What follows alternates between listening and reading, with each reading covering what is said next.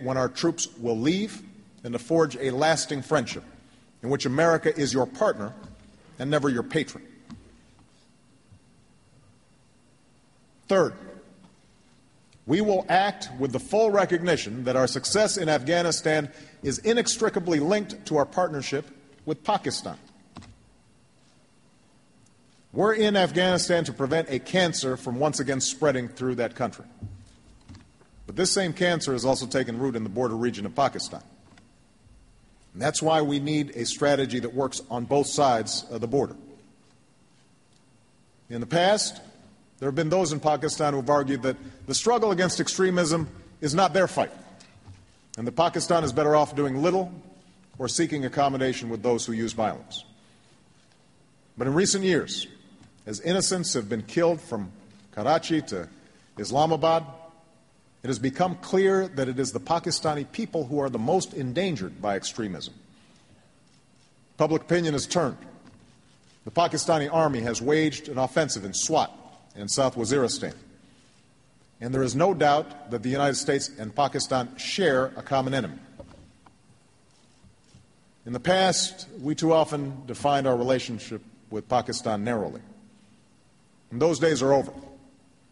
Moving forward, we are committed to a partnership with Pakistan that is built on a foundation of mutual interest, mutual respect, and mutual trust. We will strengthen Pakistan's capacity to target those groups that threaten our countries and have made it clear that we cannot tolerate a safe haven for terrorists whose location is known and whose intentions are clear. America is also providing substantial resources to support Pakistan's democracy and development. We are the largest international supporter for those Pakistanis displaced by the fighting.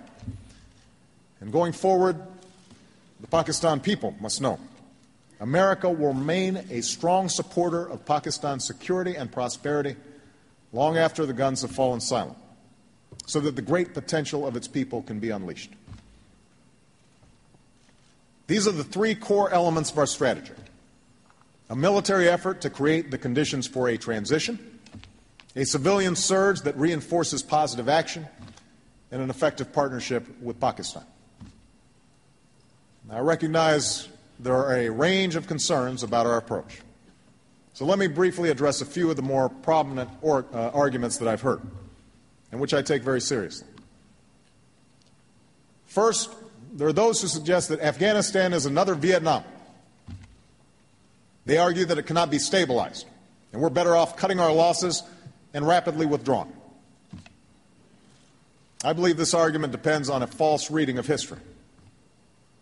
Unlike Vietnam, we are joined by a broad coalition of 43 nations that recognizes the legitimacy of our action. Unlike Vietnam, we are not facing a broad-based popular insurgency. And most importantly, unlike Vietnam, the American people were viciously attacked from Afghanistan and remain a target for those same extremists who are plotting along its border.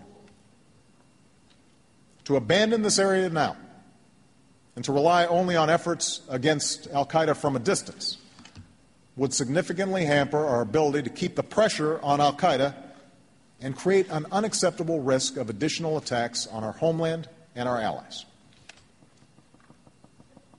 Second, there are those who acknowledge that we can't leave Afghanistan in its current state, but suggest that we go forward with the troops that we already have.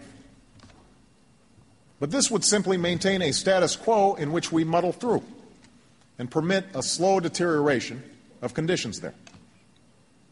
It would ultimately prove more costly and prolong our stay in Afghanistan because we would never be able to generate the conditions needed to train Afghan security forces and give them the space to take over. Finally, there are those who oppose identifying a time frame for our transition to Afghan responsibility.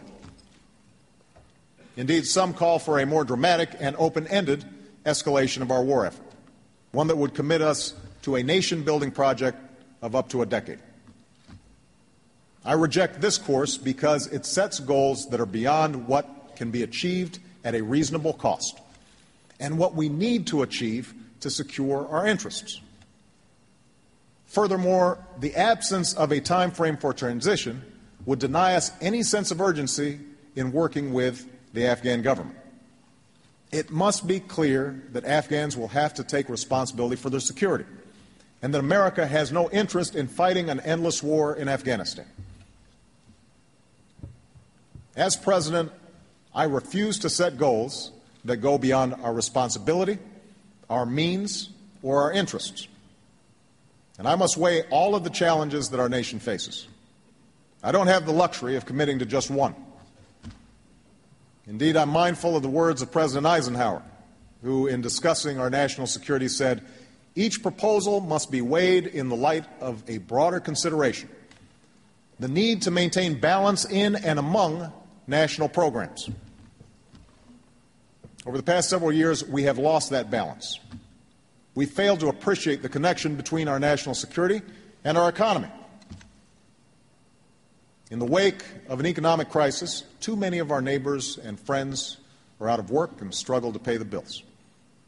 Too many Americans are worried about the future facing our children. Meanwhile, competition within the global economy has grown more fierce, so we can't simply afford to ignore the price of these wars. All told, by the time I took office, the cost of the wars in Iraq and Afghanistan approached $1 trillion. Going forward, I am committed to addressing these costs openly and honestly. Our new approach in Afghanistan is likely to cost us roughly $30 billion for the military this year. And I'll work closely with Congress to address these costs as we work to bring down our deficit. But as we end the war in Iraq and transition to Afghan responsibility, we must rebuild our strength here at home. Our prosperity provides a foundation for our power. It pays for our military, it underwrites our diplomacy, it taps the potential of our people and allows investment in new industry, and it will allow us to compete in this century as successfully as we did in the last. That's why our troop commitment in Afghanistan cannot be open-ended, because the nation that I am most interested in building is our own. Now, let me be clear. None of this will be easy. The struggle against violent extremism will not be finished quickly, and it extends well beyond Afghanistan and Pakistan. It will be an enduring test of our free society and our leadership in the world. And unlike the great power conflicts and clear lines of division that defined the 20th century, our effort will involve disorderly regions, failed states, diffuse enemies. So as a result, America will have to show our strength in the way that we end wars and prevent conflict, not just how we wage wars. We'll have to be nimble and precise in our use of military power. Where al-Qaeda and its allies attempt to establish a foothold, whether in Somalia or Yemen or elsewhere, they must be confronted by growing pressure and strong partnerships. And we can't count on military might alone. We have to invest in our homeland security, because we can't capture or kill every violent extremist abroad. We have to improve and better coordinate our intelligence so that we stay one step ahead of shadowy networks. We will have to take away the tools of mass destruction. And that's why I've made it a central pillar of my foreign policy to secure loose nuclear materials from terrorists, to stop the spread of nuclear weapons, and to pursue the